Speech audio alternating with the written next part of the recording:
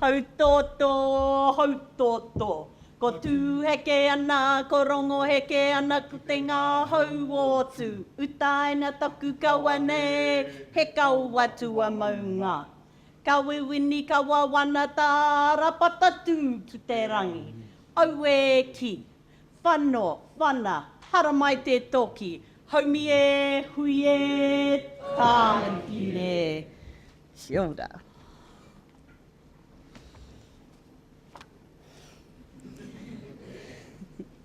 E ngā wahine, e ngā tāne, e ngā tipua, e ngā takatāpui, rauranga tira mā, ngā mihi aroha kia koutou katoa.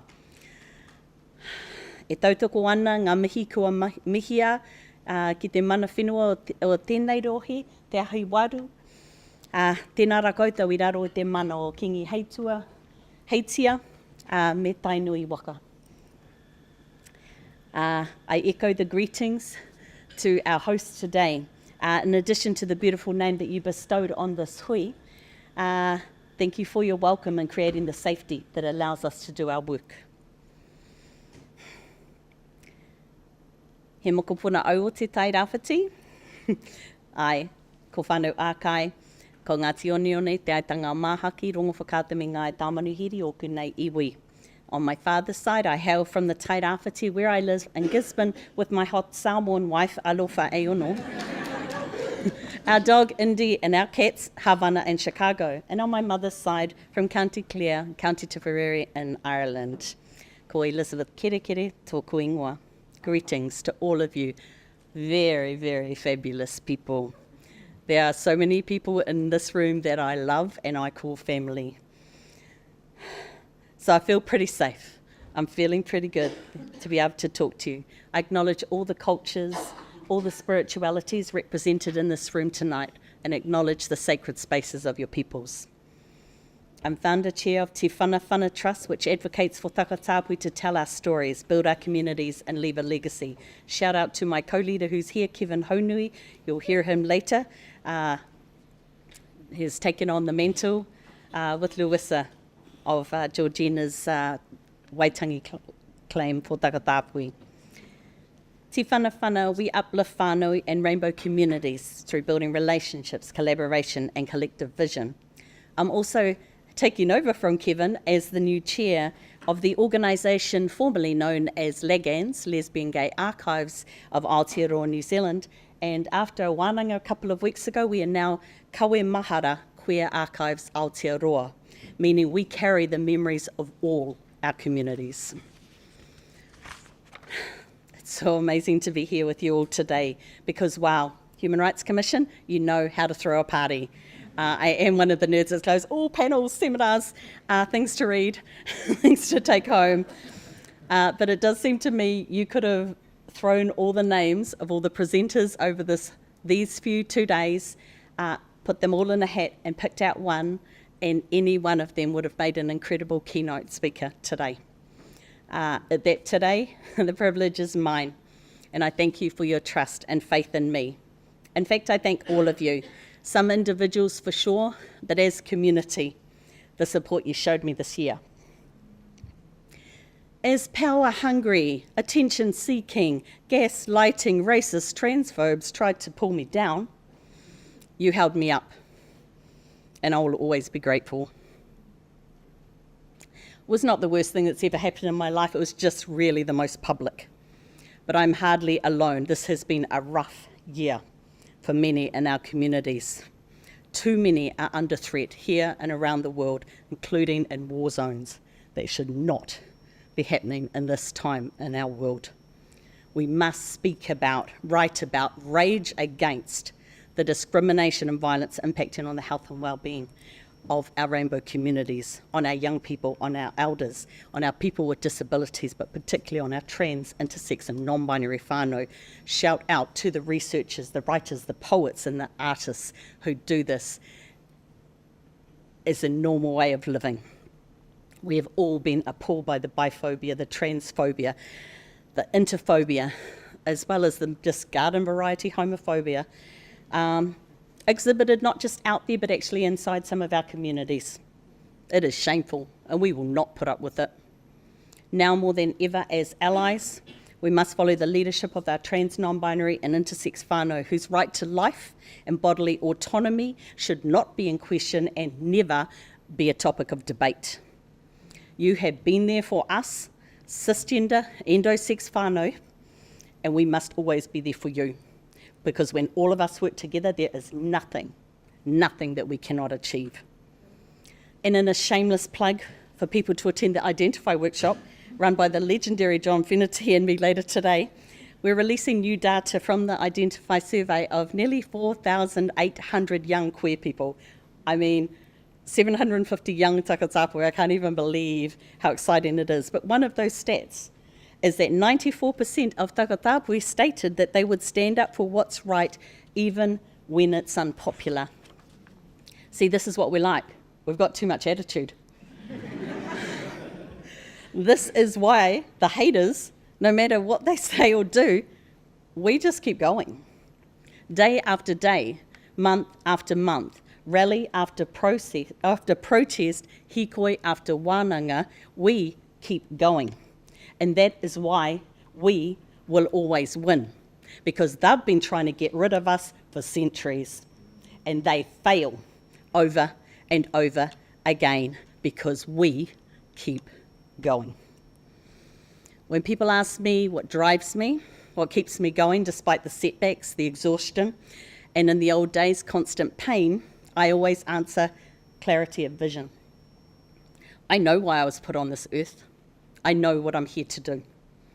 And part of that role is creating te tiriti waitangi-based frameworks to create change. For us, our communities, I created the Whare Takatāpui framework, which I want to share with you today.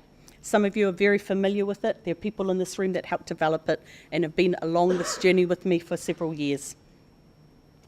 Te Whare Takatāpui is based on Tā Mason Jerry's legendary paradigm of Māori health and wellbeing, te whare takatapui, that the four sides of that house, it's our spirituality, our taha wairua, our taha hinengaro, our psychological, our mental health, our taha tinana, our physical being, and our taha whānau, the families of our birth and our choosing. So I wondered what our house looks like. What does our house of health and well-being look like? And I imagined a neglected and broken down whare that was hard to find.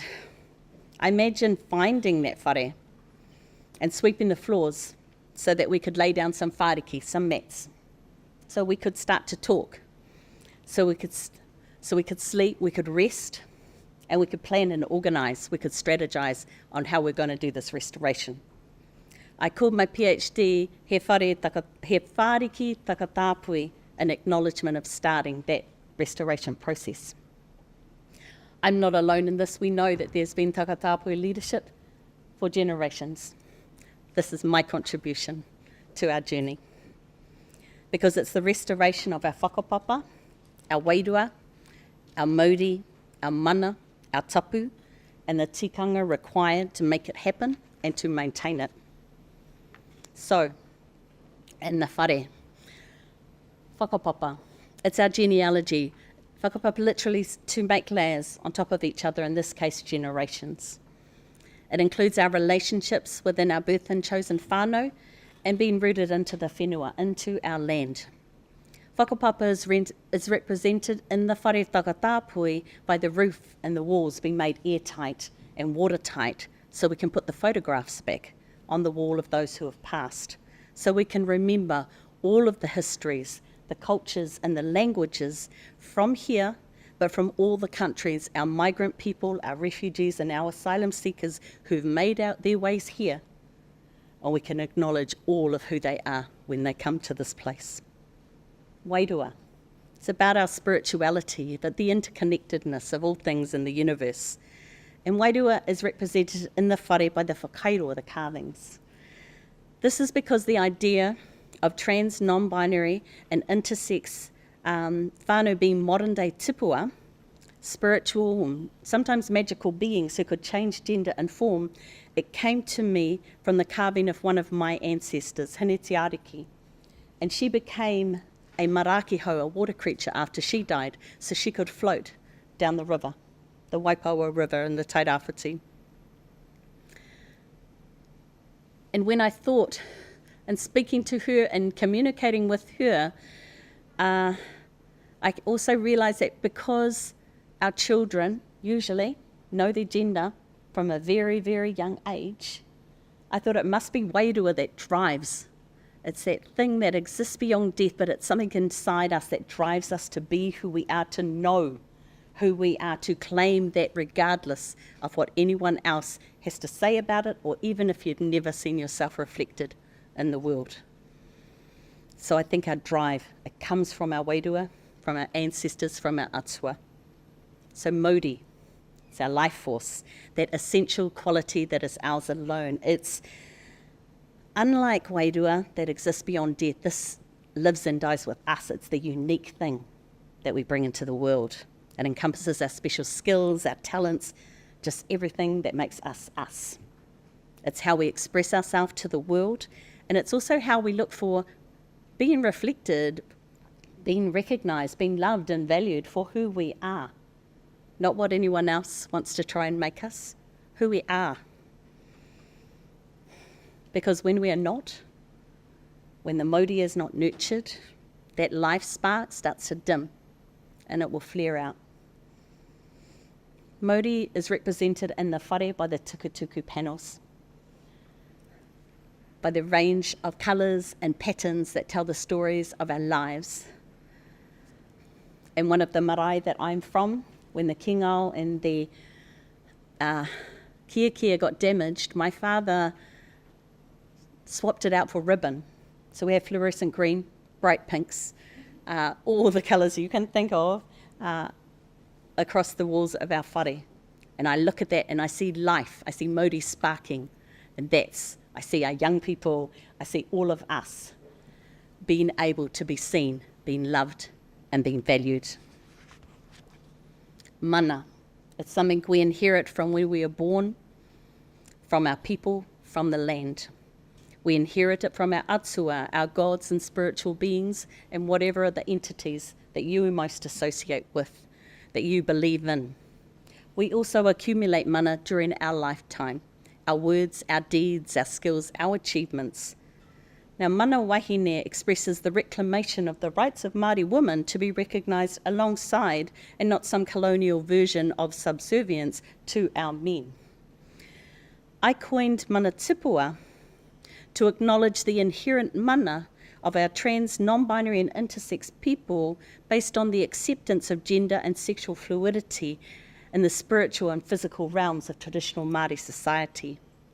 Mana wahine and mana tāne are represented in the whare by the posts, the pou, and I think mana tipua is the backbone of our ancestor. It's the tāhuhu, the ridgepole of that whare. Collectively, they create the structure that holds up the roof, that protects all of us. Tapu. It's about those things that are sacred, things that are prohibited, restricted, set aside or forbidden. Tapu places restrictions and therefore it creates boundaries and safety.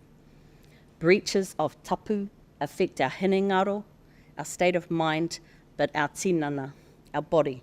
Too many of us have had those breaches. So tapu is represented in the whare by places of healing and reflection for miri and care. It's represented in the gardens where we grow our rongoa, where we teach our kids how to grow the food that they eat. Tikanga. It's a means of social control for interpersonal relationships, how groups meet and interact. It's the rules and protocols. It's the strategies and the policies. It's the legislation. Tika means to be right. Tikanga focuses on the right way to do something. And then what happens if you do something wrong? The thing about that, though, is who decides what's right and what's wrong. What value judgments, what moral judgments, what mātauranga are those processes based on? Over the last while, and right up to last week, I've been invited to use te whare takatāpui across a range of projects, and I want to go through them because there's incredible people doing incredible work. So the trans perinatal care and trans abortion research projects, shout out to George Parker, Alex Carr, Scott Barbara Evans and Suzanne Miller, and the rest of our team. I even changed the Green Party rainbow policy. So shout out to the Rainbow Greens. Counting Ourselves report on the Māori data, shout out to Jack Byrne, Jamie Veal, Moira Clooney, Ahi Wihongi and the team. My third Takatāpui resource is underway in collaboration with the Celebrating Trans Lives project, again, Jack and Jamie. Te Whatu Ora, Guidelines for Gender Affirming Healthcare, shout out to Leo Neal from Papa and clinical lead Rebecca Nichols.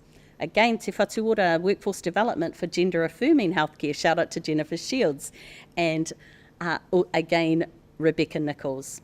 Fingers crossed, it will feature in the big Intersex project coming up. Shout out to Marnie Bruce Mitchell and the crew of the Intersex Roundtable Coalition, and to Jelly O'Shea, to Chapman and Dr. Regina Sterling of Intersex Aotearoa.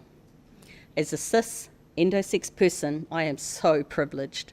I am so fortunate to take part in these projects with these incredible trans, non-binary and intersex whānau who are very patient and work alongside me and mentor me. Finally, a shout out to Kerry Pepe, my good friend and parliamentary staffer who stayed with me when I became an independent MP and who is continuing to organise me out here in the community, because this list of projects, not my only work. So, I explain te whare takatāpui in a lot more detail in this book, Honouring Our Ancestors, Takatāpui, Two-Spirit and Indigenous LGBTQI+ Wellbeing. And it is designed to create change, so it needs to be practical. It has to be strategic. And so if you want to see how it can be moved into real and practical terms, I recommend this. I would be happy to give this to somebody here. This is the Warming the Whare for trans people and whānau in perinatal care. Incredible piece of work. So, to bring my framework to... Thank you. To bring the whare takatāpui even more to life, I would like to read the narrative parts from my book chapter. This is my vision for all of us, a vision I will fight for every single day of my life. So, imagine with me a place of well-being and health for all of us in traditional Māori society, a conceptual whare takatāpui. I see a whare resplendent with beautiful, intricate whakairoa, woven tukutuku and painted ko whaiwhai. Our gardens are abundant, our tamariki are running around like crazy things, and our relationships are healthy and strong because we communicate. The whare takatāpui was a place where our tipuna could welcome people with diverse genders, sexualities and sex characteristics from around the world. Then hello, colonisation came along. The missionaries, the settlers, the colonists, they did not appreciate our whare takatāpui. They did not appreciate who we were and what we stood for. They pulled up the roof to let the rain in and ripped out our artworks. They tried to erase the fact that we ever existed. They did not succeed. Our tipuna understood their intent and left clues for us, their descendants, to find. They trusted that we would find our way back to them and use those clues to rebuild that whare takatāpui from the ground up. We need help from all our allies to make this happen. I invite you to envisage the whare takatāpui and think about your place in it, to think about how you might help restore and adorn that whare with the important work that you do. So the restoration is well underway. And the whare takatāpui, the walls are up, the roof is secure, and finally, we can start to hang the photographs of those we have lost on the wall. Many of them had no names for who they were, but they knew what they wanted and they knew who they loved. Some found names. lesbian, gay, bisexual, trans, intersex, queer, non-binary, asexual, whakawahine, tangata, iratāne, irarere, takatāpui. Some claimed names from their own ancient cultures. Some were famous, some were dramatic, some were artists, some were athletes. Some had disabilities, many were parents and guardians. Some we will never know their names. And though many will never appear in the history books, collectively we understand that the way to the whare takatāpui has been paved with their joys, their struggles, and their lives. Mā waira e hare taku kauai ki tāwhiti, who will carry my jawbone into the future? Who will remember me? Māku, we will. The word has gone out. Our whare takatāpui is being built where people will be welcomed and their wairua can be at peace. They'll be celebrated for their true selves in whatever form that might be and however that may change throughout their life. The pathway towards the whare has been cleared and people are arriving. We welcome them, we feed them, and we go to work. We train our young people to build the whare as they build themselves. They sit alongside our elders to carve the whakairo. And as they capture our tipuna, our kaitiaki, and our tipua, our ancestors, our guardians, and our shapeshifters, so they learn their own stories and they help to record them. Every person sees themselves reflected in the whare takatāpui and they know they belong. In the whare takatāpui, we are building the tūrapa, the tukutuku panels. The preparation of weaving materials is underway. Alongside the harakeke, the kieke and the pingao are ribbons and weaving materials of every colour and pattern. We've chosen from traditional patterns and created several of our own. Tuku, to send back. The stories that have not been told will be captured in a conversation between weavers. Beginners learn beside the experience and the mauri of the whare glows. Collectively, we weave ourselves back together. Work is underway restoring the potoko manua, the two central po, and the tāhuhu, the ridgepole that hold up the mana of the whare takatāpui. The po representing tāne, it's not in bad condition, it only needs minor repairs. The po representing wahine is in an awful state. It needs a lot of work. However, the tāhuhu, representing our trans, intersex and non-binary people, is in the worst condition. We can only just make out the faint traces, but we can see that they're there. Unfortunately, many of our men have forgotten how to repair, how to restore. They step aside for those women who have never forgotten and acknowledge their leadership. People of every gender step up to roles and responsibilities that suit them and contribute to decision making. They know that between these potoko manua and this tāhuhu, their mana is upheld.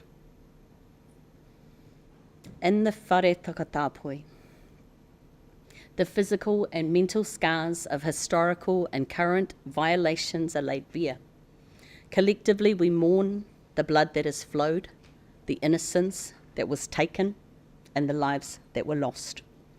Privately, we embrace journeys to heal our wairua and mauri, to restore our sense of self. Private shelters have been built for miri counselling and reflection. The trees and plants are carefully tended for our rongoā. As mana is asserted over words and deeds, so tapu is asserted over body and mind. In this sacred space, we defy anyone to take it from us again. In the whare takatāpui, the tikanga is being refined. Traditional gender roles and responsibilities are being analysed so we may understand the intentions of our ancestors and the heart of our culture while we honour the range of gender identities and expressions amongst us. As our stories are recorded, our mātauranga grows. Those whose behaviour impacts negatively on us are given the opportunity to make amends in order to stay. Because one tikanga is very clear. we will do whatever it takes to keep this whare safe and our whānau strong. And just as the word of our whare takatāpui has spread, so we have heard back from other whare who would welcome us, work with us, and keep us safe. In a world that does not always acknowledge the joy and wonder we bring and the violence and pain we suffer, I ask you, is that your whare? Is that you? Nō reira, tēnā koutou, tēnā koutou, kia ora huhu mai tātou katoa.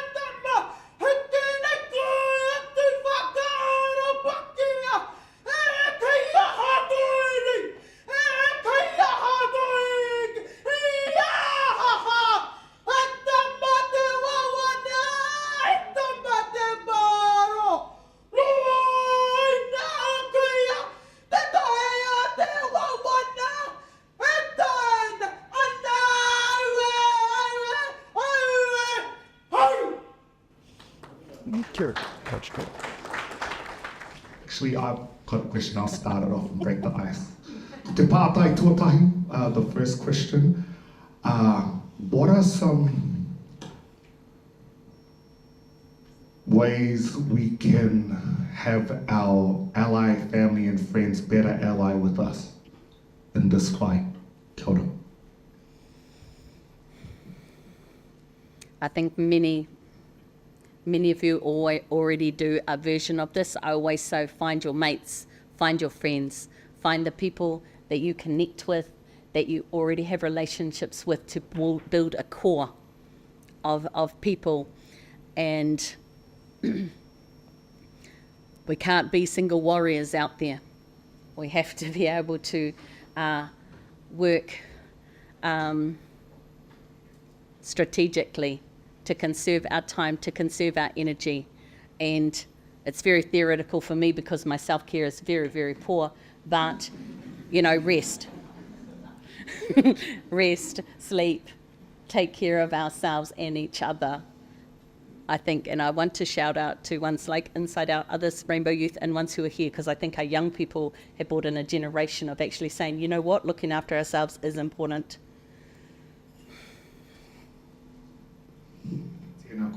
Oh, and while you're finding while you walk that mic over there, is to let people know what you need and what you want, because there's always people out there that want to help and they do not know where to start, don't know what to do. Let them know. Can I just speak real loud so you can hear me? I don't know, it's not on mic, it's been here. Peter Hughes, our Public Service Commissioner, talks about you can't say what you can't see. So first of all, thank you to Ben, something for us all to see. Who did you see when you were sort of beginning this amazing journey that you're on? Who did you look up to? I never saw somebody who was lesbian until I became a youth activist as a teenager. And so the ones that I saw, because I believe it's our wairua that makes us try and be something that we don't see, that we don't know names for, but we are those things. So much easier if you can see it. So I would say that the two biggest influences on me was my father, despite the fact that he was a violent alcoholic, that he taught me about strength, of knowing exactly where you come from and who you are, and that it's unshakable. It's unshakable. And that gives me a core of strength that no matter what. And so when I came up to him after he'd said many homophobic things, it was that same strength that said to my violent father, that I was pretty sure I was going to get a hiding from in that moment, to say, not only am I telling this is who I am, I expect your support. I expect you to support me personally, whoever I might choose to go out with, and I expect you to support me within our wider whānau. And he just said yes, because he'd taught me that strength and he saw it when it was in front of his face. And the other person is my grandmother. She passed away when I was only 10, but I actually will still cry for her more today than for my father. But, you know, not to bring all the family trauma into the room. But I am well resolved, well resolved. But what my grandmother taught me was, even though I was absolutely her favourite grandchild, every one of our grandchildren thought they were the favourite grandchild. And that was because she had a way of seeing people and seeing what was so special about us.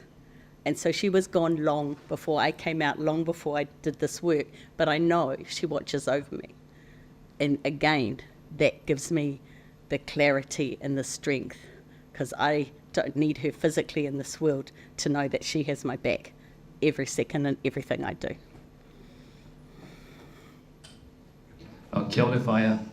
Ko Josh Martina hau. Thank you for your kōrero this morning. I've been really moved by what you've shared this morning. My question is, when I think about te whare takatāpui, my question is, how do we build the inside of our community? It feels very separated, in my humble opinion.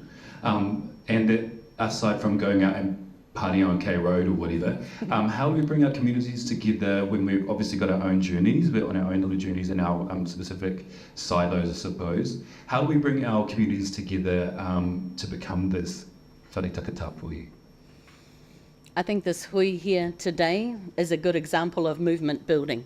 It brings us from all our different worlds across the country, all the different projects, all the different identities, cultures, spiritualities in this space, to connect together, to listen to each other.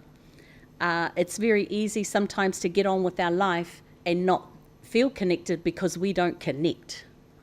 So there are many events happening now across the country. There are hui, there are regional things, there are national things, there are delegations from here that go overseas to the United Nations.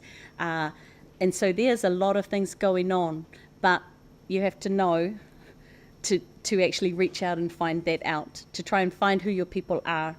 And for all of us, it's easy to get caught up in our day-to-day life, into our own day-to-day dramas. And we have to make the effort, when we have the capacity to do so, to just lift our eyes up a little bit higher, so we can see that bigger vision, and we can also think about what it is that we can contribute.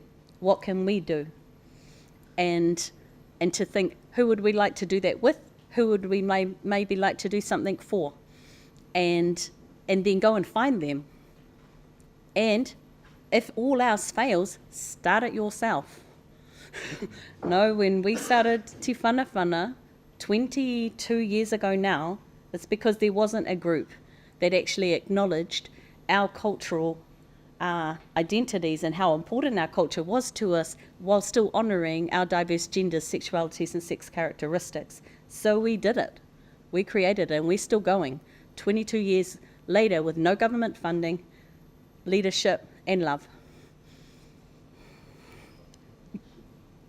Switch, thank you for that. My question comes from people who, like myself, I'm a refugee, so I'm not from New Zealand. As someone who's a person of color that came from a place where, white people silenced you, we are here, but we want to help because we're part of the community. How do you do that without taking over someone else's voice, without taking over a Maori voice, with just being a support, but not replicating what white people did to you? I think the mindfulness is the first thing, because it's probably unlikely that you will ever do that because that's your political analysis. And I think if we create spaces where it's okay to ask questions and it's okay for us all to shuffle and figure out where we fit, what we can contribute, because if we're going to continue to change the world, we've got to put some of our ego aside. We have to think, actually, our opinion's not the most important in this room. I'm an ally in this space, how about I shut up and listen? And also, I think particularly for people of colour who have come to this country, there's many things here that replicate the racism that occurs in other places. We're a settler colonial society. And so we do replicate many of those really, really negative things, even though we continue to work and build and create amazing things and have awesome things happen in this country. We're still inside this structure. I always look to the, constitutional transformation of our country, te tiriti o Waitangi actually meaning something, rather than something that someone thinks can be up for debate and we can just have a referendum to get rid of it. Part of my mind thinks, you realise that that is the basis of the contract that allows you to govern. You get rid of it, you no longer have the right to govern, and the whole of Parliament can dismantle and get out. But this is where we are, and that's what we work with. Yeah. Some humility, I think, too, from all the people. A tēnā koe te mare kura o tira tēnā tātou katoa, a Chapman Intersex Aotearoa. E rua ngā wāhanga ki taku pātai, I have two sections, I guess, to a question that I have. And the first is to reinforce and support the concept of mana te kua. I think, and the question that I'd like to ask is, how do we as a collective, I roto i tēnei ruma, how do we as a collective support that development and thinking and strategizing around these concepts of identity, gender and sexuality? I think it's important that in this space we often find that we're siloed in the development of what appropriate language might look like. And I think with simple tikanga-based terms such as mana te kua, mana takatāpui, it sings to my heart that we have such simple terminology that often society find quite complex.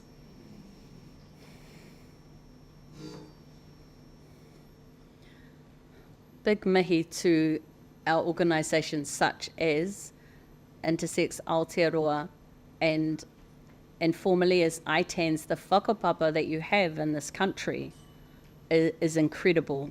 And we know that you do this on a shoestring if you have any resource at all. So it's really important when I say we follow the leadership of our trans, non-binary and intersex whānau. We actually have to support their organisations and their capacity to do that. We cannot. It is beyond lazy, it is beyond offensive to say, could you come and advise us about your things? We're not going to pay for your transport or give you a koha for the consultancy you're giving us. We would like that for free. How about we stop doing that? Whatever we can afford, it's what we need to do. If we need to fundraise to give an appropriate koha, let us do that. And so, because we know, also shout out gender minorities Aotearoa, that there are many groups, there are little groups that are starting around the country that do this. They produce resources, they update a website with next to no resource. So that's the first thing. The leadership is there, the knowledge is there, that we have the privilege to be able to access. Let us support them to produce it and to be able to disseminate it, and also then sharing that information. Once we know, we know. We cannot unknow. We cannot stand by in any conversation and let things pass that we might have let pass before. We cannot let jokes that are homophobic, transphobic go past anymore. As if you want to be an ally, just be an ally all of the time, not when it suits, not when it's comfortable. And so those are what's... We've got one last. Kia ora, kohu te honua. Thank you for everything you've said today. It's been really wonderful to hear. I had a question coming from the perspective of being a public servant who's the right advice to government te, whoever that might be. And I wanted to understand what's something that you would see in advice that's written up that goes up to ministers that would feel to you like this kind of framework, this kind of thinking is entering into our analysis, our tree analysis, that kind of thing? There's a few things in there. It is really, really difficult sometimes being a public servant. I have been that, especially if you disagree with the decisions and guidelines within which you are expected to operate and produce work inside of. So just absolute shout out to the members of our communities and our allies who hold space for us across government. We could not achieve the things that have been done without you. So that's first. The second thing is about making sure you can protect yourself in the space, because I think that is a key area to find other people who will support you. It is really hard being the lone voice, trying to hammer in something. When you've got a bit more of a network that's going to support the work, then you can be more strategic. How do you couch the language? How do you say the thing? So it's not just palatable. You don't want to water everything down so that it becomes so washed out at the end that it becomes meaningless for our communities. So there's a delicate balance. One of my favourite things is to hide things inside the text. And so when I, so for an example, Paiora legislation, I hassled. I had multiple meetings, talked to the minister, every health select committee I was going, rainbow strategy. We need rainbow strategy, and they're like, no, Elizabeth. Even in the final speech of the minister, when it was being read for the final time, he turned around and goes, sorry, Elizabeth, we're not doing a rainbow strategy. But what I did do then is when I was in health select committee and I had the opportunity, I was going, how about we just sneak the word takatāpuhi in? And they're like, oh, good, we can give Elizabeth, we can just shut it, make her quiet, and we can do something little. They don't understand it wasn't little. They don't understand what they did. You only need to look at the treaty and the difference between tino rangatiratanga and kawanatanga to know one word can make a lot of difference. And so it's putting something in there that holds space, because my thinking has always been, and so it is with the whare takatāpui, and now Te Whatu Ora is starting to adapt it in their work. Well, we're doing things that they're commissioning work and we're just sneaking it in there, is it becomes more mainstream, it becomes familiar. And when there's a groundswell, and it's not necessarily particularly this one, this is the one I've created, but there's other works and things, is that we say, well, this is the key thing. If we can make the life of a bureaucrat, of a minister easier, by providing them what they need, then that's how we fold it in. And because I have always believed that with putting takatāpui in there, that through the Māori lens is the way that we'll bring all of our rainbow communities, because we make them accountable to takatāpui, they have to be accountable to all of us. So we can have another round of applause, please. Thank you. Now am I going? I can listen to you.